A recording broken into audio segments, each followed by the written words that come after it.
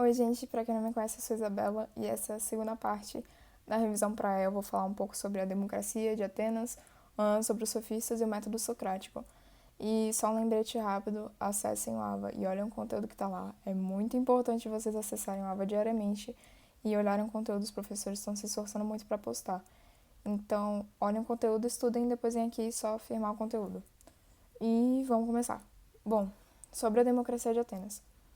Uh, A democracia de Atenas, ela é a base para a democracia que a gente tem atualmente em vários países. O nosso é um exemplo. A gente trabalha com modelo de democracia e essa democracia tem como base a democracia de Atenas.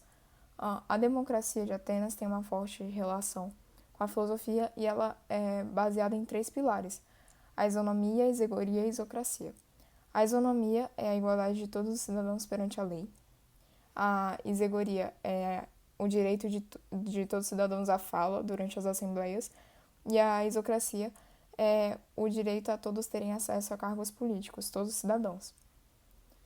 Gente, só um parênteses muito importante. A gente está falando de cidadãos. Nem todo mundo naquela época era considerado cidadão. Cidadão eram só os homens.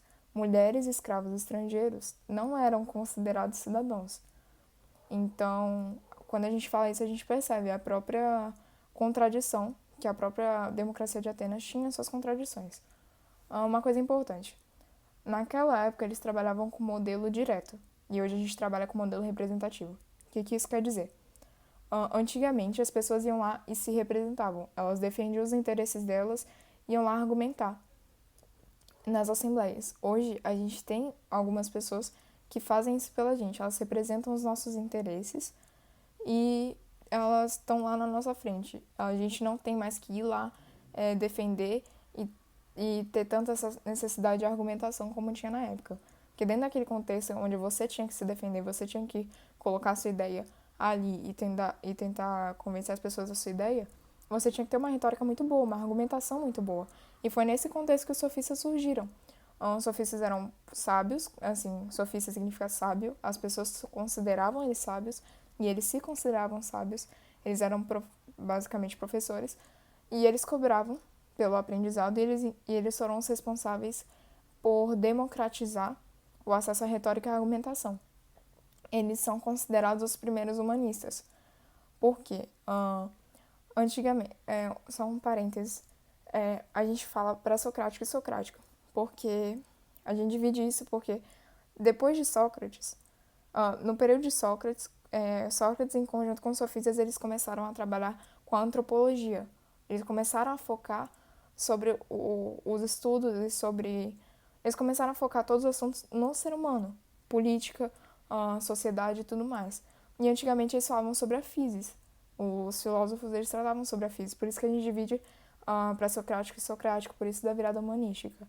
E por isso que os sofistas eles são considerados os primeiros humanistas, porque são os primeiros a tratarem assuntos diretamente relacionados e focados aos seres humanos. E agora falando um pouco sobre o método socrático. Uma coisa rápida. Os sofistas, todos os relatos que a gente tem sobre eles vieram dos seus inimigos, das pessoas que não gostavam deles. Normalmente filósofos. Por que os filósofos não gostavam deles? Eles não tinham compromisso algum com a verdade. Eles ensinavam as pessoas de que você poderia falar e argumentar de acordo com seus interesses. Você não precisava estar necessariamente falando a verdade. E isso os filósofos não gostavam de jeito nenhum. Para uma pessoa que tem um forte compromisso com a verdade, igual os filósofos, eles achavam extremamente errado você falar sem se importar em estar falando aquilo verdadeiramente, em estar falando a verdade.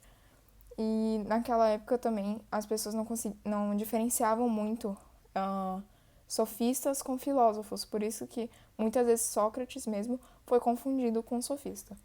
Agora o método socrático. O método socrático você vai encontrar ele nos diálogos de Platão. Basicamente, Sócrates ele andava por Atenas e começava a conversar com pessoas, indagar elas e fazer várias perguntas. Por que ele fazia isso?